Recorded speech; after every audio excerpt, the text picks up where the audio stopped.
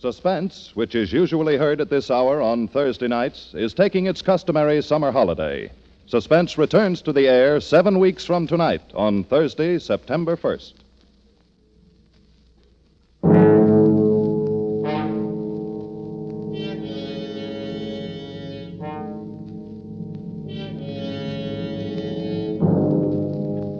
You are deep in the remote hill country of Afghan, face to face with the fierce Pathan warriors, trapped into a hopeless fight from which there seems no escape.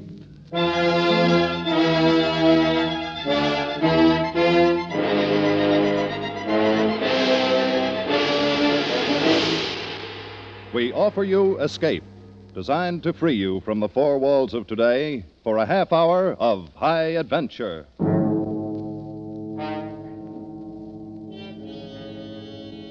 Tonight, we escape to the north of India and to a battle long remembered, as Rudyard Kipling described it in his famous story, The Drums of the Fore and Aft.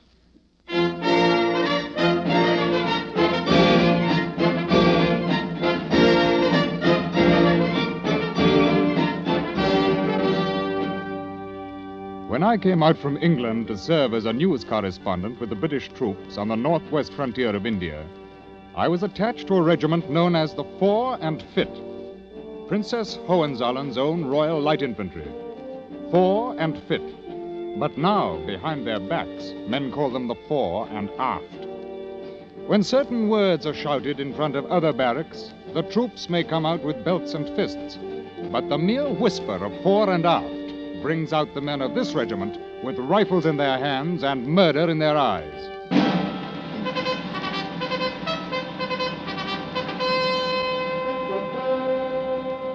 I think perhaps the story of how the Fore and Aft got its name may be really more the story of Jakin and Piggy Lou, two of the toughest and most lovable little monsters who ever banged a drum or tooted a fife in a military band. They were both about the same age, with curly hair and the faces of cherubs, and inside were two souls that should have belonged to a pair of devils. I must have seen them before, of course. But the first occasion I can recall was at an informal court the colonel was holding in the orderly room one morning. Piggy and Jakin were there, and they were in trouble, as usual. All right, Sergeant. Read the charges. Yes, sir. The charge is made by one Smithers, a civilian, that while walking back of the bazaar at 6 p.m. last evening, he was set upon without provocation by two drummers from the regimental band, known as Jakin and Peggy Lou, and by them was beaten into near insensibility. Well, go on, Sergeant. Mr. Smithers states further that he was struck down by the two defendants, and while lying on the ground was kicked repeatedly in the face and ribs, escaping with his life only through the timely arrival of a detachment of the guard. That's all, sir. Well, what about it? Jakin? Piggy? Is this the truth? Oh, yes, sir. We gave him what for, all right. That will do, Piggy. Yes, sir. All right, Sergeant. Turn them over to the bandmaster and have him tan their hides. Yes, sir. Come on, you. Wait a minute. Begging your pardon, sir, but can't we say nothing in our own defence? Oh, what if a bloomin' civilian said he'd report you for having a bit of a barney with a friend? Suppose he tried to get money out of you, sir, and then he... That will do, Piggy. You were fighting. Well, only between ourselves, sir. That doesn't count. We can't have no blinking civilians interfering with the business of Her Majesty's regiment. All right. We forget the birching. But you're both confined to quarters for 3 days. Oh, but, sir... All right. Dismissed. And throw away that pipe when you get outside, Piggy. You're too young to be smoking. Yes, sir. Come on. Come on. Confound it, Kipling. I don't know what to do with the lads. They're not really bad at heart, and they've never known any home with the army. Where do they come from, Colonel? Oh, Jakin is from some back street in London, and Piggy Lou is straight off the Calcutta docks. Oh. And in both cases, ancestry unknown. Well, they seem loyal enough to the regiment, at any rate. They are, and loyal to each other in their own way. I'm inclined to think sometimes they've got more real spirit than all these new regulars put together.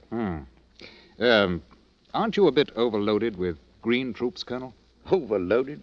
My dear fella, 90% of the regiment were in Manchester factories or Lancashire farms 6 months ago. Can't make a soldier that length of time. Any chance of action very soon? Between ourselves, Kipling, we'll probably move north in about 10 days. Oh. No, not to the front, of course. We'll give them a few months to shake down before they go into action. Oh, it's a good idea. Yeah, it's the only thing to do.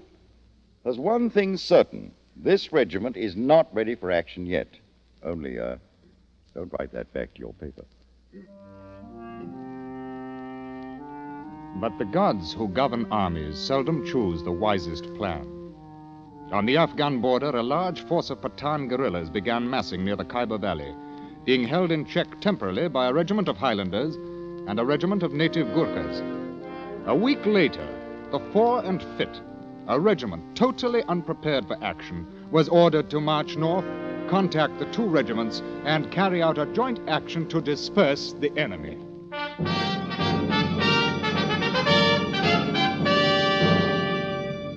Parade ground and barracks began to hum with preparations for the coming campaign.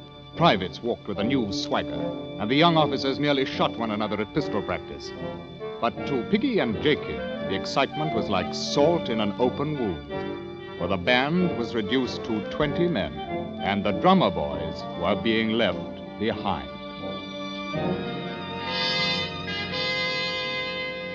Blimey, I won't let him do it to me, Jakin. Me, what's going to have a career in the army, being left behind like an old boot. Oh, why should you worry? Now you can stay here with that blooming girl of yours. Oh, what's a girl when the regiment's going to the front? And besides, how am I to explain to her about being left behind with the women? What do you have to explain anything to her for? She's only 13. I've been telling her I'd get myself a medal when the first campaign came along, and how am I to do it now? I heard in the barracks they're going to take Tom Kidd along. He's to be the bugler. Of course, he's 18, though. He may be 18, but I can plaster the wall with him any day, and with one hand behind my back. Perhaps we could bash him round a bit. Oh, just enough so as he can't bugle no more. You could hold his hands, Piggy, and then I'll kick him in the... No. They still wouldn't take us. Our reputations ain't what they might be, you know. Yeah. Oh, well, for myself, I'd just as lief stay here and do a bit of loafing. With our own regiment going into action, why, I'd as lief have my... Oh, look who's coming. It's the blooming Colonel himself. And so it is, all alone. You know, Jakin, my boy, I think I'll go and have a little talk with the Colonel. You wait here. Have you gone daft with the eats? Here, catch my pipe. Blimey, now we're in for it again. Begging the Colonel's pardon, sir. What's that? Well, Piggy, the drum's in revolt. No, sir. I'd like the pleasure of a word with you, sir. All right. Go ahead and have it. Well, sir, if you thought the world and all of your regiment, and it was going off to active service without you, sir, then how'd you feel? I'm afraid I should feel a bit left out of things. Well, that's how Jakin and me feels about it, sir. You've no idea what a campaign can be like, Piggy. Why, you'd flop in your face in the first 20 miles. Oh, no, we wouldn't, sir. We're good at marching. I've told my girl I'd bring her back a medal. I've just got to go. I see. Think you could pass a physical? Not the slightest doubt of it, sir. We're both of us very healthy for our age. All right. I suppose it's unheard of for a regiment on the border to take drummers along on active service. But if you can pass the medical officer, you can both go along. Oh, blimey! We're going to the front! Thank you, sir. Jakin!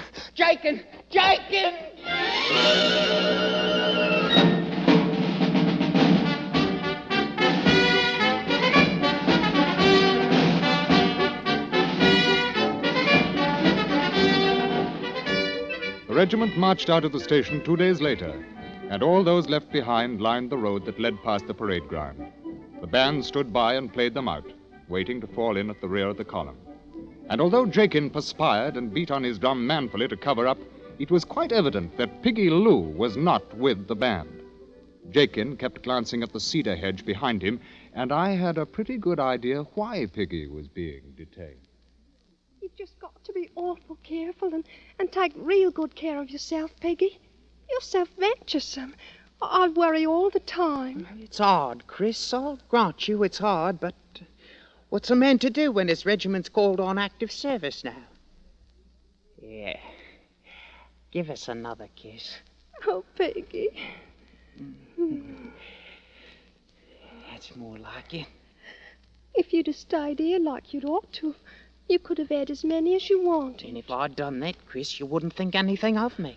Like as not, but, well, at least I'd have had you with me, Peggy.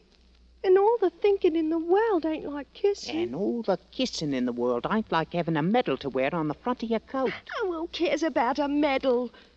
Just stay with me, Peggy, darling, and I'll love you true forever. Ain't you going to do that anyhow, Chris? You said you was. Oh, of course I am, but it'd be lots more comfortable if you stayed here. Don't take on about it, Chris. I'll be coming back, and I'll marry you someday, too.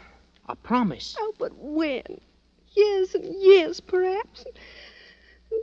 You'll be careful, won't you, Peggy? Well, man has to take his chances in the army, Chris, but if it happens, I'll be thinking of you right to the last. Oh, don't talk like that. Oh, now, here. Give us a kiss.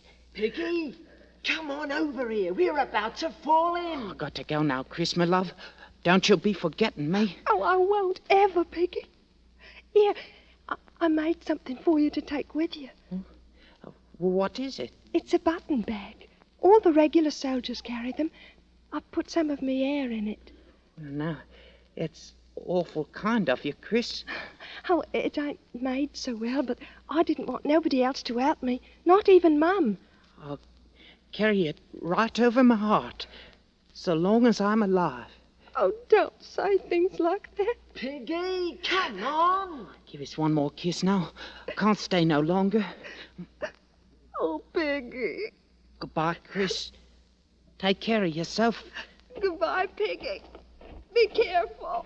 Oh, be careful. I'll be coming round to see you, Chris, my love, when I get back from the war. Oh, Peggy. Well, it's about time. And lucky we're not both in trouble. Here, stick this blinking fife in your ugly mouth and blow on it. Petticoat chaser. Just beat your drum, soldier, before I decide to beat on your ruddy head a bit. Tell the colonel he can shove off now.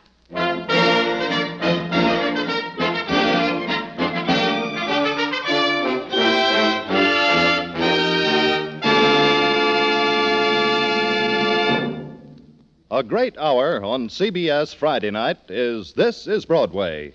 Rising stars bring you their top acts and their problems for the future to Clifton Fadiman, Abe Burrows, and George S. Kaufman, three show business experts ready with advice.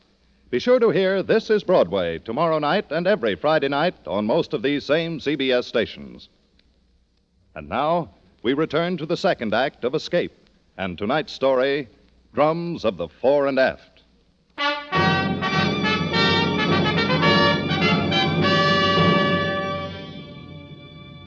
And so the Fore and Fit went north to the wars. First by troop train, and then on foot, when the last railhead left them with a 7-day route march before they'd reach the front up ahead.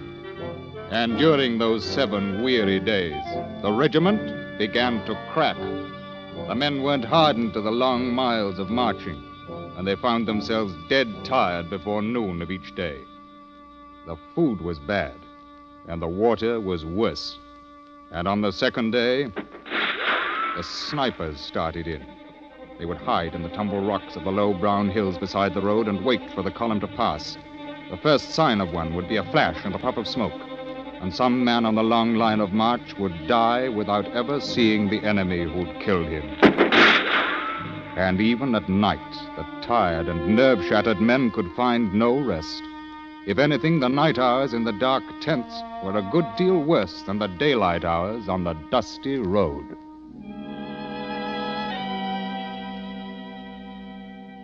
Oh, shut up, Piggy. I've got to get myself some sleep. As if I ain't marched just as far as you have. Oh, my feet's fair killing me. Well, it serves you bloody well right for getting us into this. We could be back in the barracks now, living on the fat of the land. And halfway to becoming musicians, like as not. In which case, I'd be sleeping in a regular bed and having some decent grub to eat for once. I'm afraid you're not the army type, Jakin. Perhaps I shouldn't have talked my friend, the colonel, into letting you come... Shut up in there! Hide that taint before I come in and take a belt to you. Yes, sir. Yeah. Don't have to go calling a blinking sergeant, sir. There ain't no harm in it. What's that? That's the left wing. Stay in your tent. Piggy, that's another one of our sentries got himself killed out there. Them Pathan beggars can sneak up in the dark without making a sound. Then they take their bloody long knives and slice a man All open right. as neat as you Hold please. your fire till you see what you're shooting at. I wonder what they look like, Piggy. These here Pathan. What's it matter when we Hold can't your even carry fire! rifles? I ask you now, Jakin, look at this in my hand. How's a man to get himself a medal when all he's got for a weapon is a bloomin' fife?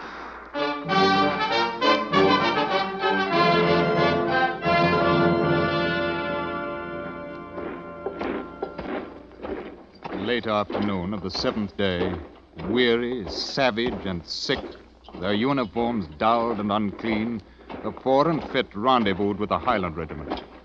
Hey, lads, here comes the new regiment, the Fore and Fit. The Fore and Fit, eh? And may I ask you, what is it they're fit for? Some of the men bore wounds, and some with stretcher cases. But the real casualty was the regimental morale. These raw recruits had marched out of their station in the south with the band playing, and somehow they'd imagined they might march gloriously into battle the same way. But no band played when they slogged to a stop at the brigade encampment. Blimey! Look at them chaps over there wearing petticoats. A lot you know. They're islanders, me lad. And I've heard a man had best take no liberties with them. Oh. Well, Piggy, do you think we found the ruddy war at last? What else? Ain't that a full-blown general over there talking to our colonel?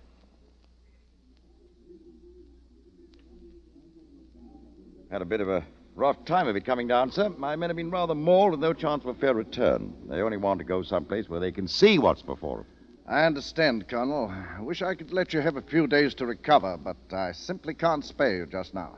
Oh, there'll be no need of it, sir. All we're wanting is one good night's rest. I see. Well, you can pitch your camp next to the Highlanders, Colonel, and I suggest you call a general inspection before dark. We plan to attack the enemy position at dawn. Very good, sir.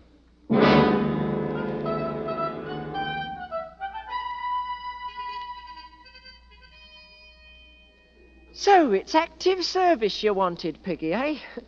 And how much longer do you think they're going to keep us standing here with the bloody daylight barely coming over the hills? Just take a look at them Pathans out there on the plain. Must be 8 of them to one of us, right down the line. It makes it that much easier to get a medal. Now, how do you hope to get a medal? Maybe you're going to blow their bloody eardrums in with your little fife. More like it, we'll not even have a chance to see how the beggars look. The band, as you might have heard, is going to wheel and retire when we reach them rocks out there, while the regular soldiers go in and attack the enemy. Which, I might say, is exactly the way I'd plan it myself. I got no fondness for being sliced up like a leg of lamb. Ah, you got no spirit, Jakin. Them as want spirit can have it. As for me, I... Here we go, Piggy. Right you are, Jakin. Ready now. The two, either right, quick, march!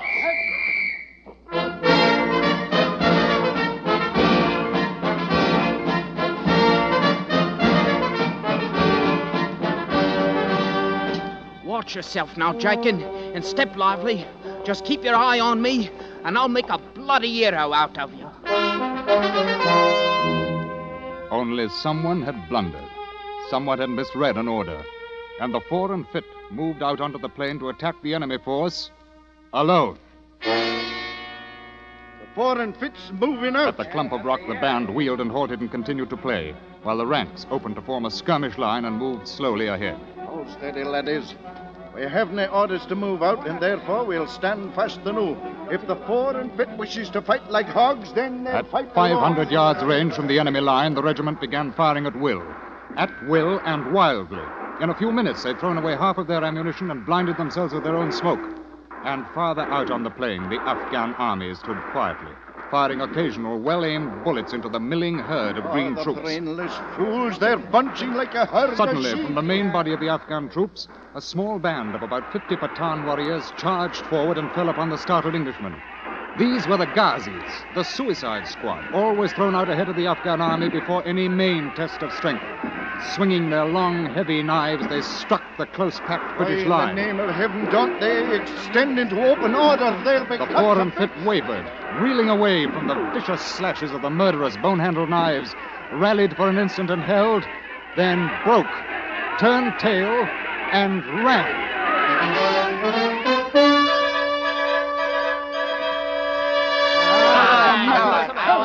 Will you look at them laddies? They turn and run. I might say they make better speed to the rear than they made to the fore. They're anything but fore and fit now. More like it to call them the fore and aft. It'll take them a long time to live that one down. At the fore and aft.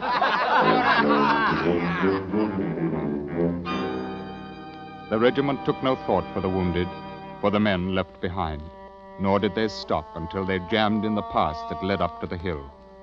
And the band, too, was carried along with them in their headlong flight. All the band, except 2 men.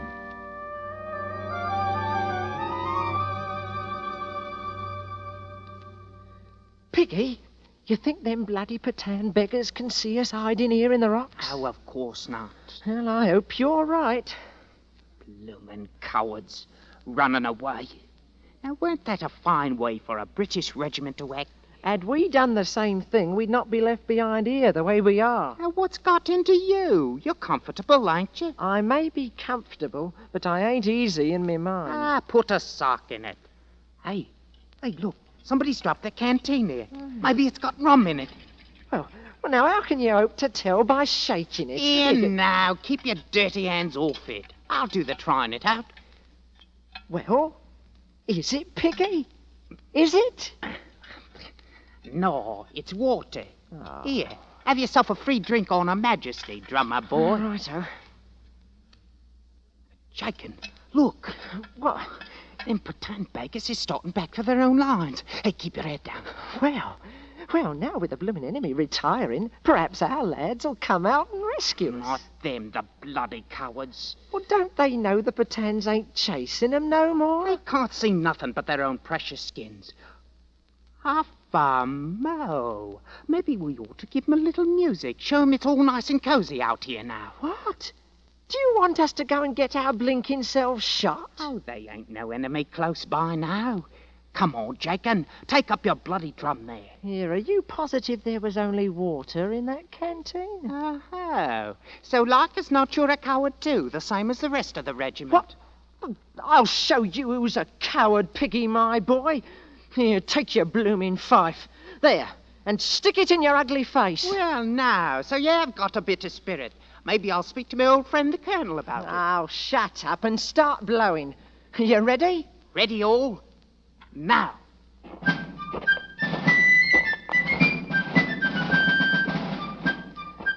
Where is it we're going to march to, Piggy?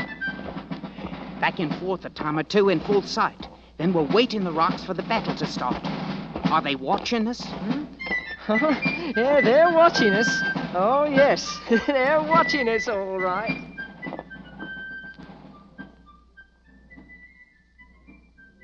Time held still, and even the Afghan snipers forgot their weapons, while 2 armies watched the tiny, red-coated figures marching back and forth on the battlefield alone. Aye, and I'll tell you for certain, there's a pair of brave laddies down there. All right, you bleeding cowards! Look at them out there! Are them 2 children the only brave men in the regiment? The men of the fore and aft lifted their heads, fingered their rifles, and stared without moving. And out there on the silent plain, back and forth marched Jakin and Piggy.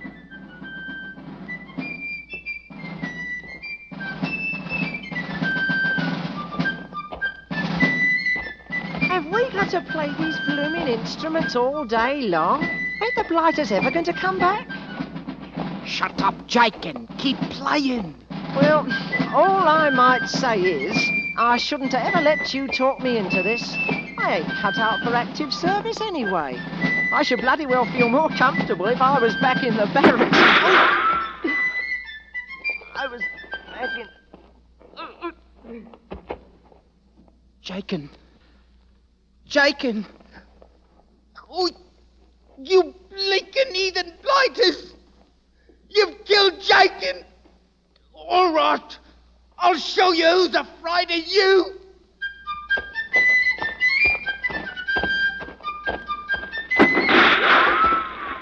Go. Come on, you bloomin' cowards!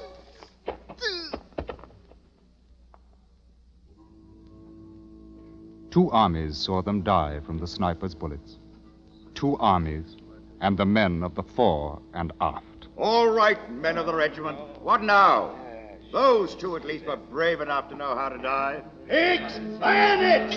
This time we attack, and there'll be no turning back! Look at them, laddies. The fore and aft, they're going back to fight. Aye, look at them run. That's how it should have been done the first time. Aye, laddies, and now is the time for us. Orders or no, here's where we join the fight. Company, prepare to charge. Charge!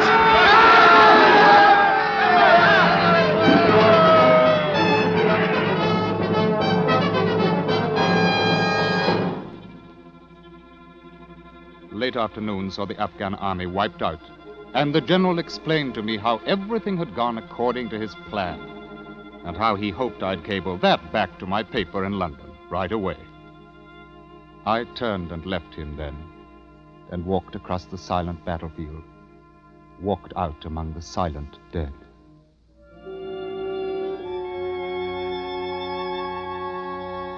The 2 tiny figures lay quite close together, Jakin fallen across his broken drum, and Piggy Lou with the fife still clenched in his dirty fist. A bulge under his tunic caught my eye, and I reached in and drew out a button bag, embroidered crudely with the name, Chris. I made it for you myself, Piggy, darling. And I put some of my own hair inside of it. I'll wear it right next to my heart, Chris, so long as I'm alive.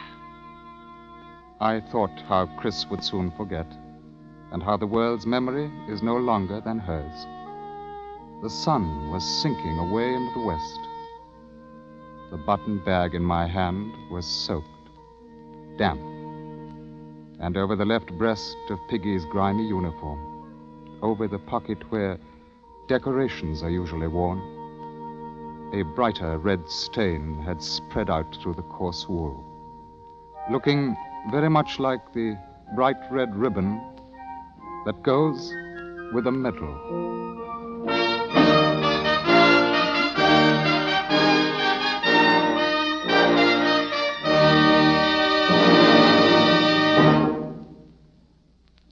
Escape is produced and directed by Norman MacDonald. Tonight we have presented Drums of the Fore and Aft by Rudyard Kipling, adapted for radio by Les Crutchfield. Featured in the cast were Ben Wright as Rudyard Kipling, Hugh Thomas as Piggy Lou, and Terry Kilburn as Jakin, with Colleen Collins, Ramsey Hill, Alec Harford, Wilms Herbert, and Tudor Owen. Special music arranged and conducted by Wilbur Hatch.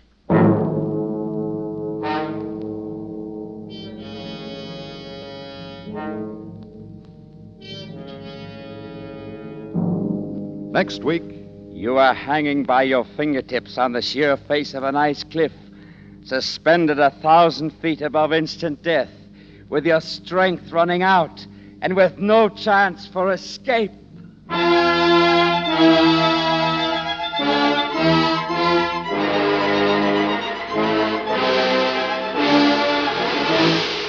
Next week, we bring you an adventure tale, Action by C.E. Montague. Be sure to tune in at this same time next week when once again we offer you Escape.